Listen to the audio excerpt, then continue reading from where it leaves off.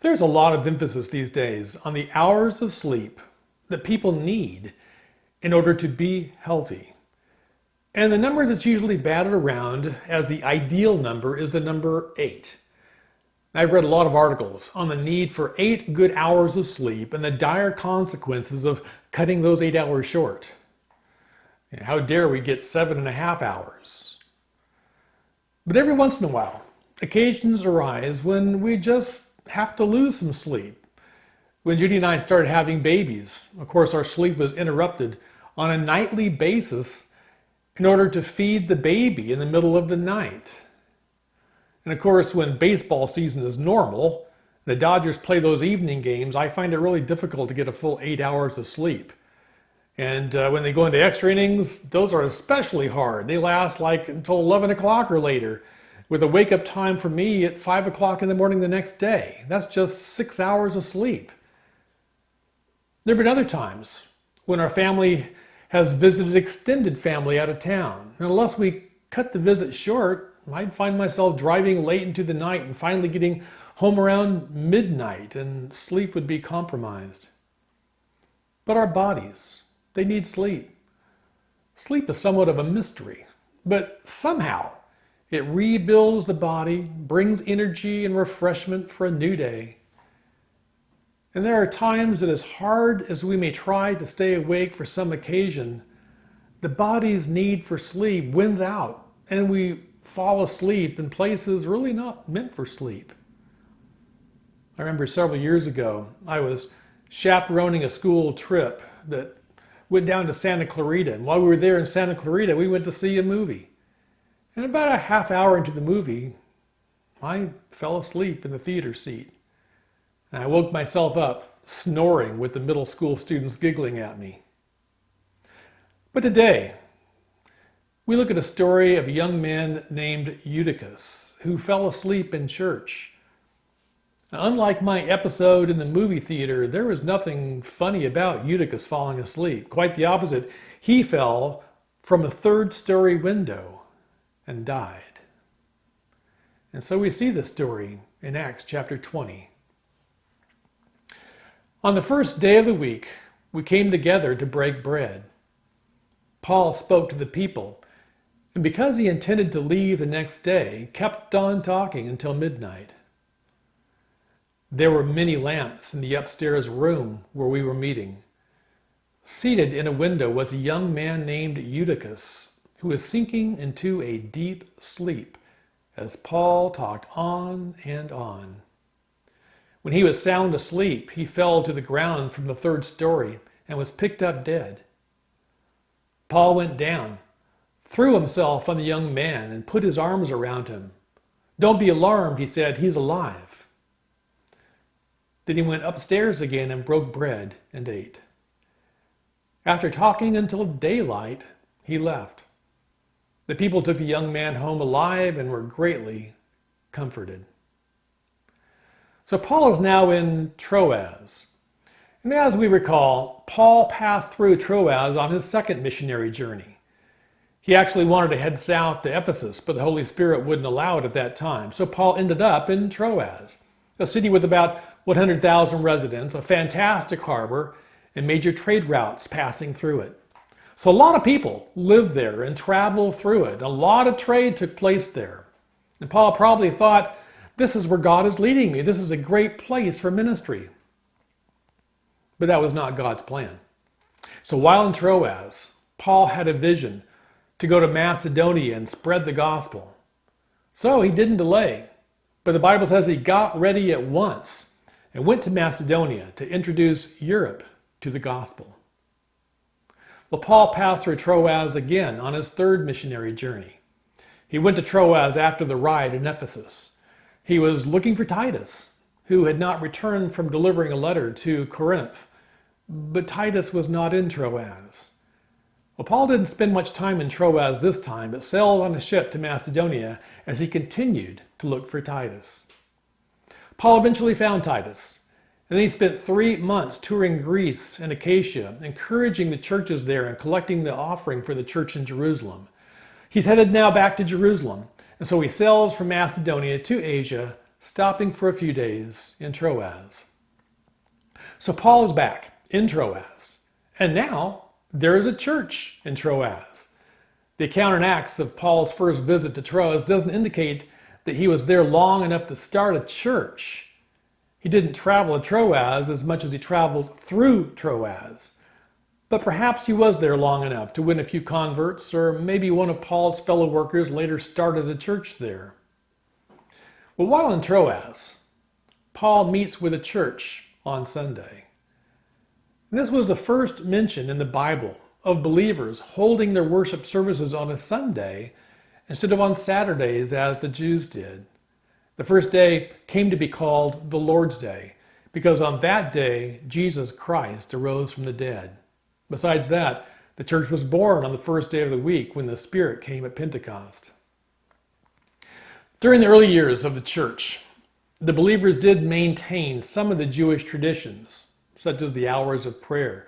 But as time went on, they moved away from the Jewish traditions and they started developing their own pattern of worship. The church met at night for the worship service.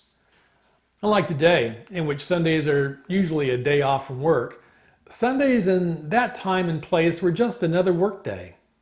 Some of the believers would be slaves under the authority of others and unable to come and meet until their work was done. Well, since they met at night, there were many lamps in the room to light it.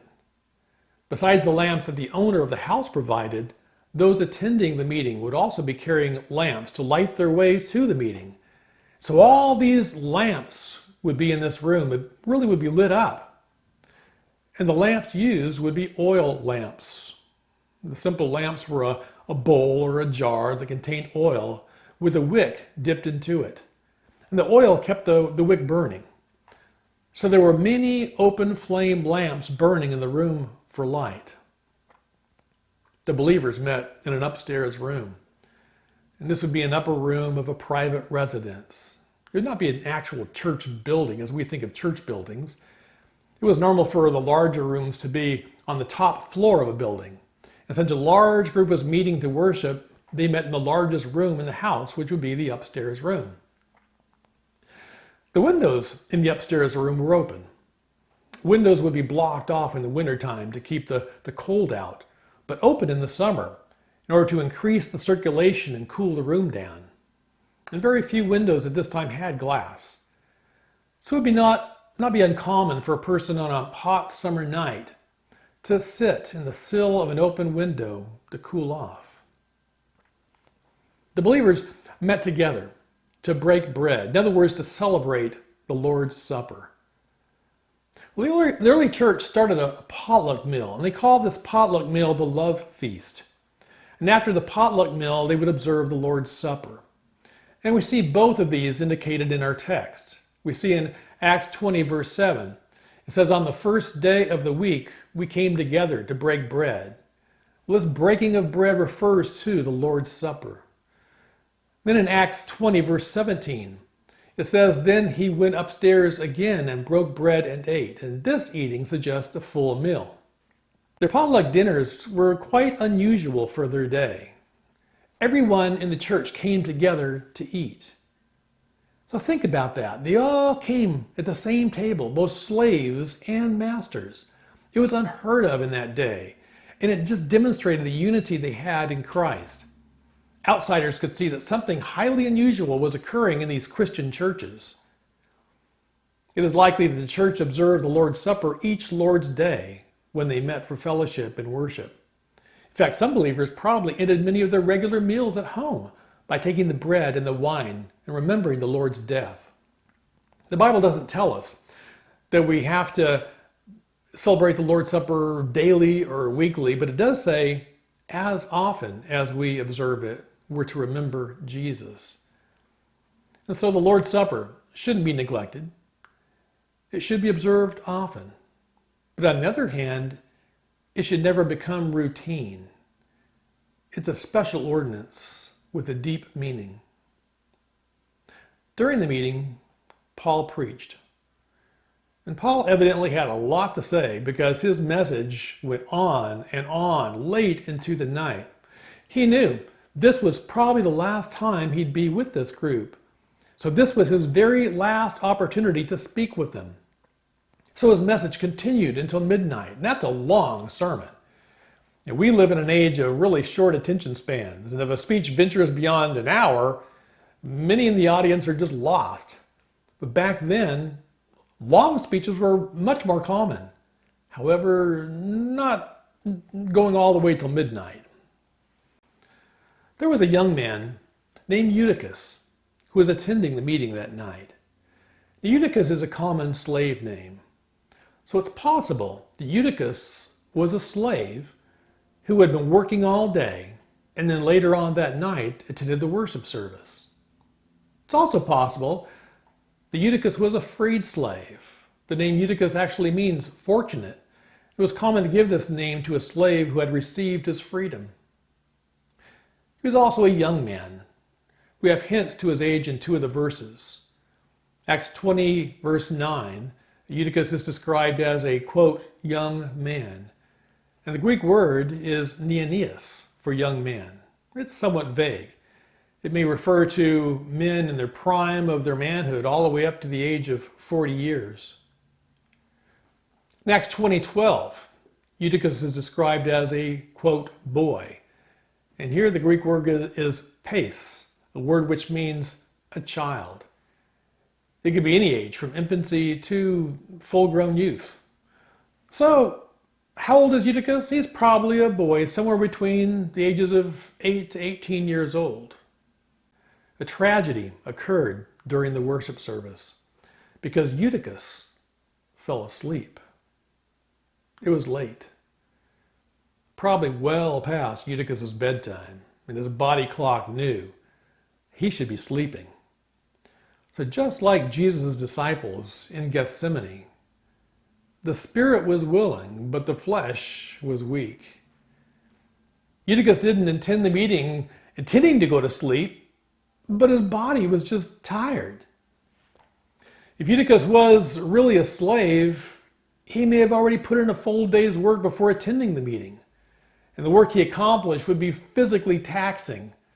And so at this time of the night, his body just was crying out for rest.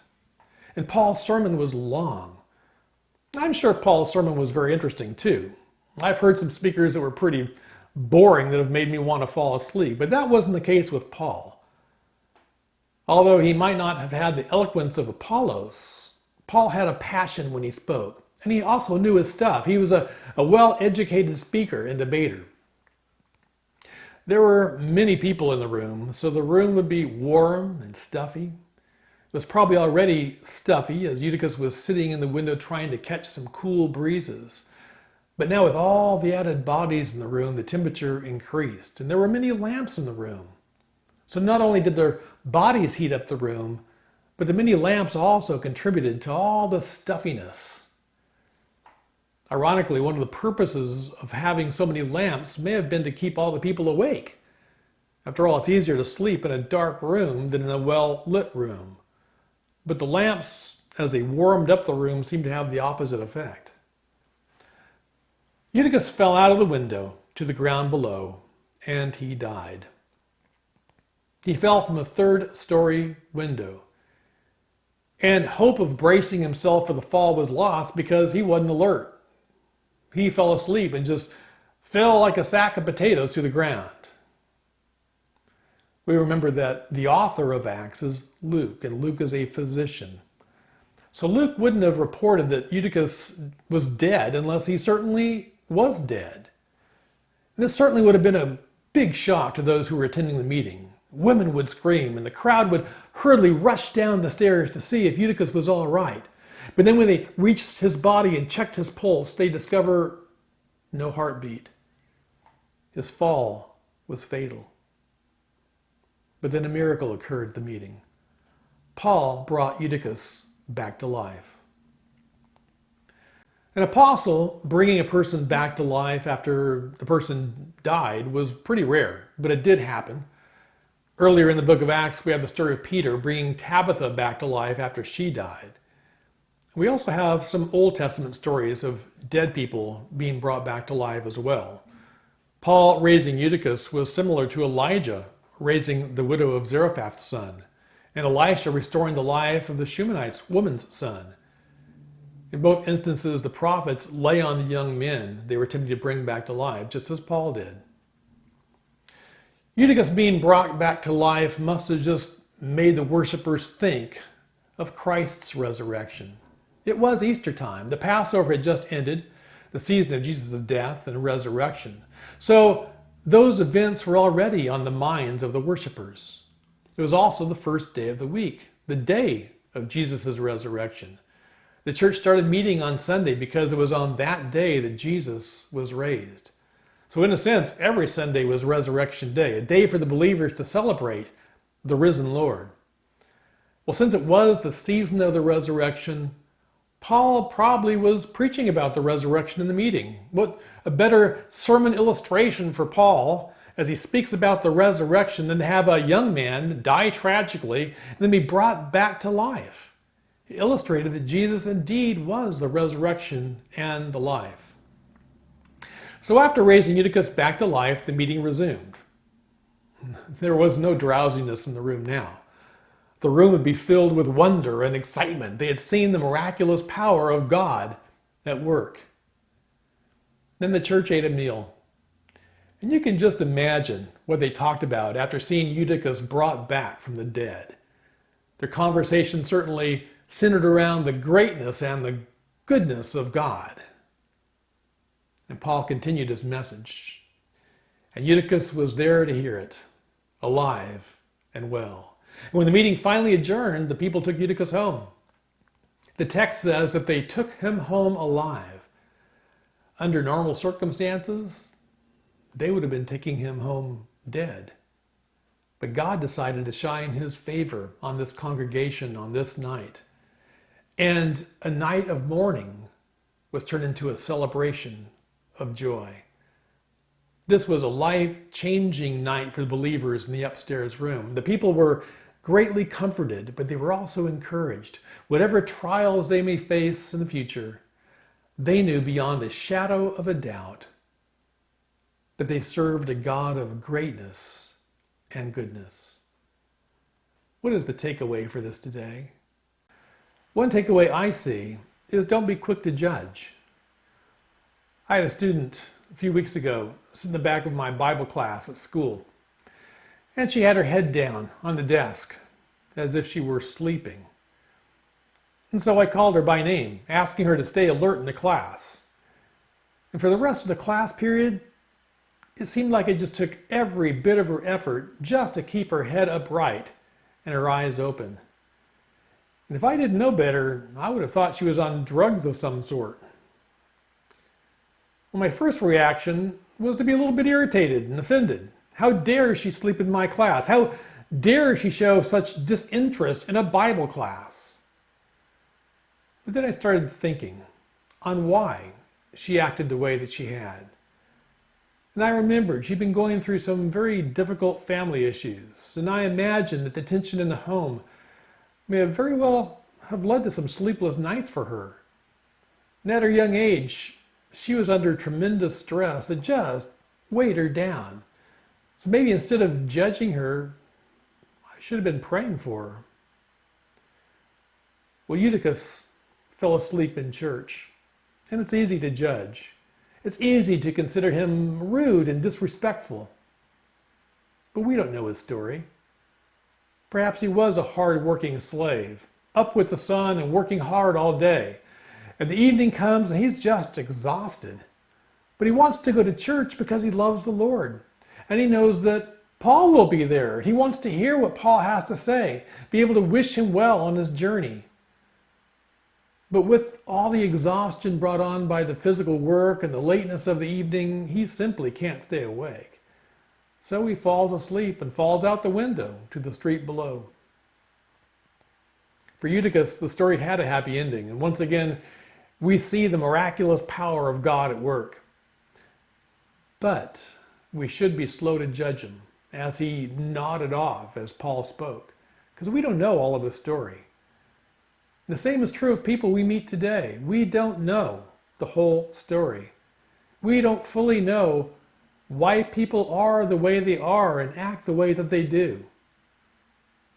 Perhaps we should be slow to judge, and instead of judging, pray.